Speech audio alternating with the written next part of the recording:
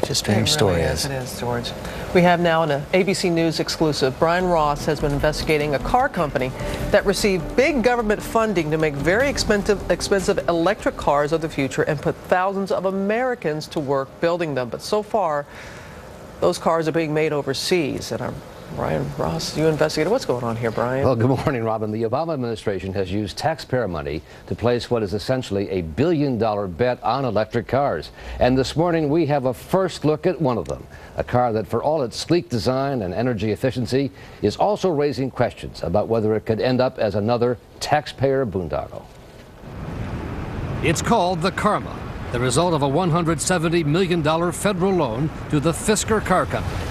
It's the creation of Hendrik Fisker, a famed European auto designer who took ABC News for a test drive in one of the first of his half-electric, half-gas vehicles to come off the line. You can hear it's very quiet, but you hear a little bit the noise. Priced at $97,000, it's all luxury. So quiet that artificial engine noise is pumped through speakers so pedestrians can hear it coming. Fisker got a federal loan 2 years ago of more than $500 million.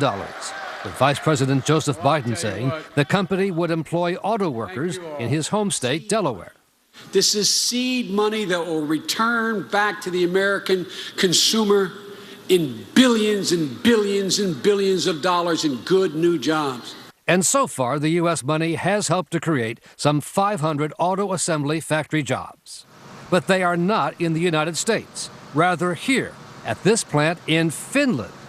While U.S. taxpayer money is being spent only on American design and parts, Fisker says he decided, with government approval, to assemble his fancy car in Finland because no U.S. facility, he says, would do it, even with so many American auto workers laid off. Manufacturing are in Finland, that's correct, but those are... You think that's a good use of U.S. taxpayer money? Yeah. Fisker says his plan is to eventually produce a cheaper, compact version of the car at the plant in Delaware, where he says there will be thousands of jobs.